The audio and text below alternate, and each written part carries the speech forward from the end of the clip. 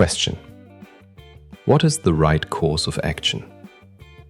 This question is asking, what should you do in this situation?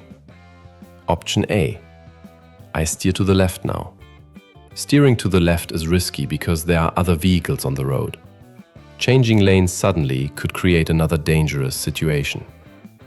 Option B: I continue braking.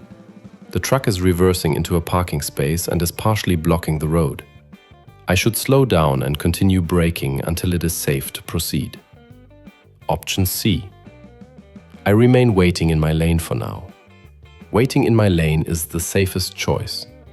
I should not try to drive around the reversing truck until it has completed its maneuver. So, what are the correct answers? The correct answers are B and C. Why? Answer B is correct because the truck is reversing into a parking space. Continuing to brake helps avoid a collision while the truck completes its maneuver. Answer C is also correct because I should stay in my lane and wait.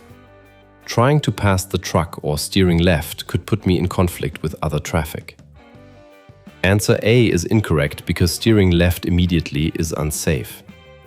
There may be vehicles approaching from behind or already using the left lane. Remember, never drive around a reversing vehicle unless it is completely safe.